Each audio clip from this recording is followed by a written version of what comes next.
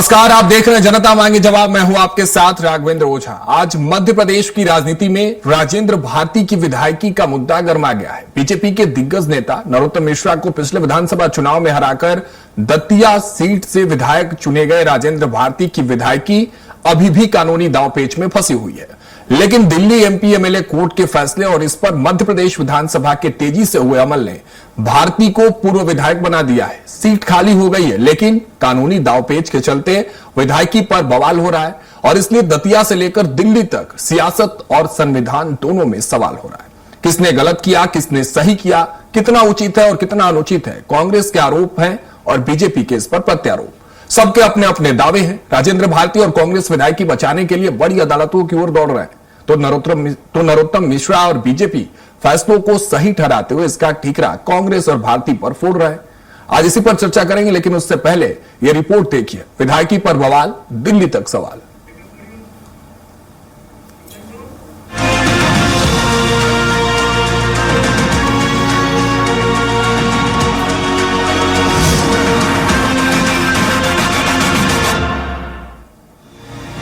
विधानसभा सचिवालय ने दतिया विधायक राजेंद्र भारती की सदस्यता खत्म करने का आदेश जारी कर दिया है। गुरुवार देर रात करीब 10:30 बजे प्रमुख सचिव अरविंद शर्मा विधानसभा पहुंचे। इसके बाद सचिवालय खोलकर भारती की सीट रिक्त घोषित करने का पत्र चुनाव आयोग को भेजने की प्रक्रिया शुरू की गई। शर्मा आदेश टाइप करा ही रहे थे। इसी बीच कांग्रेस के प्रदेश अध्यक्ष जीतू पटवारी, पूर्व मंत्री पीसी शर्मा और दूसरे नेता भी विधानसभा पहुंच गए। दोनों नेता सीधे प्रमुख सचिव अरविंद शर्मा के चैम्बर में पहुंचे और पूछा कि इतनी रात में विधानसभा आखिर क्यों खोली गई। प्रमुख सचिव शर्मा बिना जवाब दिए वहां से निकल गए। देर रात आदेश जारी कर दिया गया। उधर कांग्रेस ने आरोप लगाया है कि भारती की सदस्यता खत्म करने के लिए यह कदम भाजपा के इशारे पर उठाया गया है। यह नियमों के खिलाफ है, हम कोर्ट जाएंगे। कांग्रेस के पूर्व मंत्री पीसी शर्मा ने बयान देते हुए कहा कि जैसे राहुल गांधी को कोर्ट से राहत मिली थी, वैसे ही राजेंद्र भारती की सदस्यता भी बहाल होगी। उन्होंने आरोप लगाया कि अभी 60 दिन का समय बाकी था, इसके बावजूद रात में जल्दबाजी में सदस्यता समाप्त की गई है। क्योंकि अभी राजेंद्र भारती जी को लीज मिली हुई 60 दिन की, अभी ये सब कार्रवाई करने की आवश्यकता नहीं थी।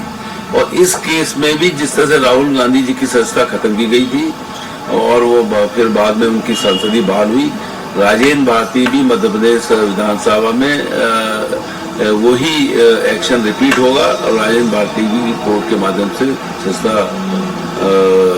वापिस होगी, फिर विधायक रहेंगे। विधानसभा के जो अध्यक्ष हैं आदरणीय तोमर साहब, उनका जो दायित्व है वो विधायकों की रक्षा करने का, नहीं कि भारतीय जनता पार्टी की रक्षा करने का है। उन्होंने आनंद फानंद कैसे राजेंद्र भारती की हम सदस्यता लें, उसको लेकर व्यवस्था पर दबाव बनाया और अल्टीमेटली सरकार का दुरुपयोग करके वो काम को, कृत्य, वो अपराध कर गुजरे। कैबिनेट मंत्री विश्वास सारंग ने राजेंद्र भारती को मिली सजा के मामले और जीतू पटवारी पर निशाना साधा। सारंग ने कहा कि संवैधानिक संस्थाओं का अपमान करना कांग्रेस की पुरानी आदत है और जीतू पटवारी असंवैधानिक तरीके से विधानसभा भवन में घुसे। बीजेपी विधायक भगवान दास सबनानी का बड़ा बयान भी सामने आया। उन्होंने कहा कि विधानसभा के नियमों के तहत ही कार्रवाई की गई है और जीतू पटवारी रात में विधानसभा पहुंचे तो ऐसा लग रहा था जैसे जीतू पटवारी गुंडागर्दी करने के लिए गए हों। इस मामले में विधानसभा के अधिकारी स्वयं सक्षम हैं। जहां तक व्यवस्था बनाने की बात है, जरूरत पड़ेगी तो पार्टी के लोग भी देखेंगे। भ्रष्टाचार को संरक्षण देने के लिए लगातार संविधान की धज्जियां उड़ाते हैं। कांग्रेस के प्रदेश अध्यक्ष जीतू पटवारी जी कल असंवैधानिक तरीके से विधानसभा में घुसे और भ्रष्टाचारी को संरक्षण देने की कोशिश की।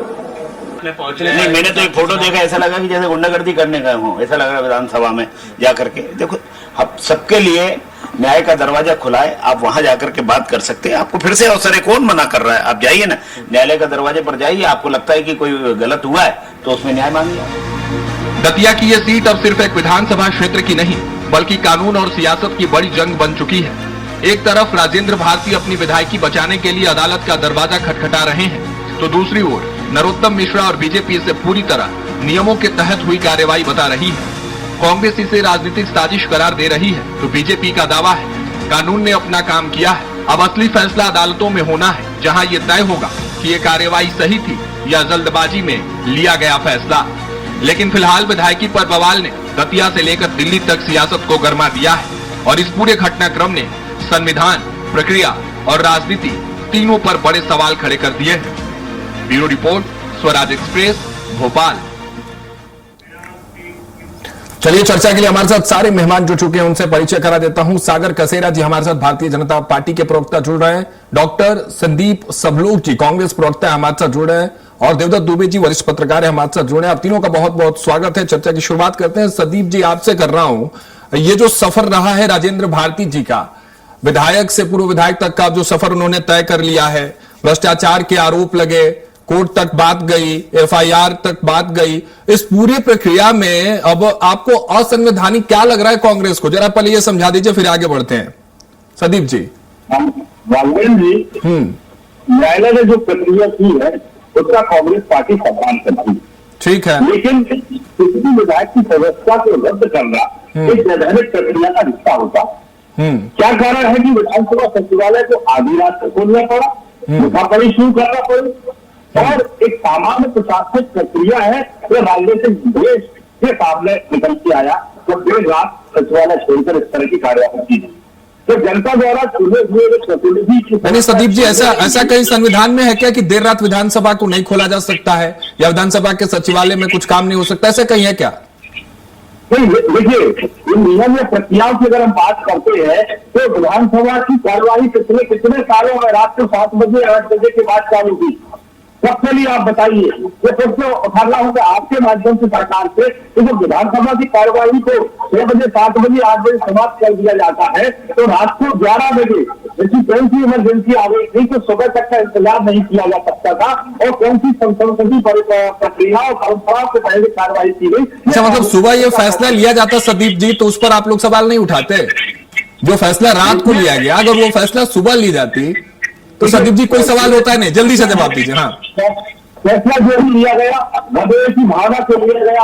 यदि फैसला लेना था तो डॉक्टर मिश्रा जी के साथ ये फैसला क्यों नहीं लिया गया? तो कोर्ट ने उनको पेड न्यूज के मामले में दोषी ठहराया, उनको स्टे मिल गया, उसके बाद वो चुनाव भी लड़ते रहे, मंत्री भी रहे, विधायक भी रहे, तो उनको जब मौका दिया गया, राजेंद्र भारती जी को 60 दिन का मौका माननीय न्यायालय ने दिया है, तो कांग्रेस पार्टी ने या भारतीय जनता पार्टी ने किसी व्यक्ति ने नहीं दिया। तो 60 दिन का इंतजार अगर नहीं करना था तो दिन के उजाले में कम से कम आप बातचीत तो करते। आप कांग्रेस के प्रतिनिधि जिम्मेदार जनप्रतिनिधि होते हैं, कांग्रेस का अध्यक्ष है, जिम्मेदार विपक्ष का नेता होता है, अगर वो आपसे प्रश्न पूछता है तो उनको जवाब देना चाहिए था, ना कि पिछले दरवाजे से बाहर निकल के कार्य अध्यक्ष से भाग जाना चाहिए था। ये नवेरा पर सरकार का और प्रशासन का स्पष्ट रूप से दिखाई दिया तो इसमें बदलने की भावना से काम किया गया। अच्छा, इसीलिए आप लोग कह रहे हैं कि असंवैधानिक और भारतीय जनता पार्टी के दबाव में ये सब कुछ हुआ है। क्या कुछ कहेंगे सागर जी, इस तरह के आरोप लग रहे हैं, क्यों दबाव बना रहे हैं आप लोग? कौन सा दबाव बना, ये भी जरा समझाइए ना, क्या दबाव बना दिया, किस तरह से आपने इसमें, आपकी जिम्मेदारी क्या रही कि इनकी विधायकी चली गई? सागर जी। देखिए, ये अपने आप में कितना हास्यास्पद है। प्रदीप जी बिल्कुल ठीक उसी कहावत को सार्थक करते दिखाई दे रहे हैं कि वो चोर कोतवाल को न दे। जब कांग्रेस आज इस पूरे मामले को आधी रात की साजिश, राजनीतिक षड्यंत्र और इस प्रकार के नए नए शब्दों को सजाने की कोशिश कर रही है विषय को, लेकिन मैं बहुत स्पष्ट रूप से कहना चाहता हूँ इस पूरे मामले का असली सवाल यह है कि विधानसभा कितने बजे खुली, कि असली सवाल यह है कि दोषी ठहराया गया विधायक एक दिन भी सदन में बैठने की नैतिक और कानूनी अधिकार रखता है क्या? लेकिन ये ठीक उसके उलट बात कर रहे हैं, तो इसका असली सवाल है बिल्कुल भी नहीं। अब कांग्रेस अब समय तक बैठ कर रही है, लेकिन वही भारतीय जनता पार्टी रणनीति सिद्धांतों पर खड़ी है।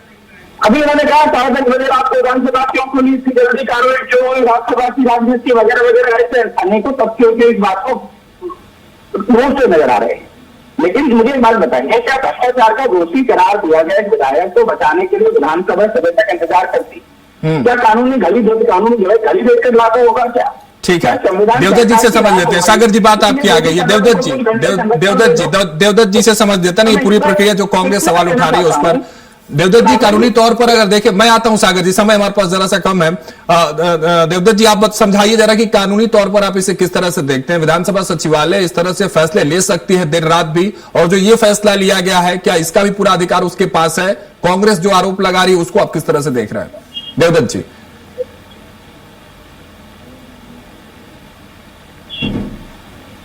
देवदत्त जी, आवाज आप तक पहुंच रही है हमारी? चलिए ठीक है, देवदत्त जी के पास हम लौटेंगे। और सदीप जी, क्या कह रहे थे आप? देखिए, वो एलिगेशन है ना, आप लोग संविधान की किताब जरूर लेकर घूमते हैं, लेकिन शायद उसके अंदर जो बात वो कह रहे हैं सागर जी, आखिर ये बात कहां तक सही है?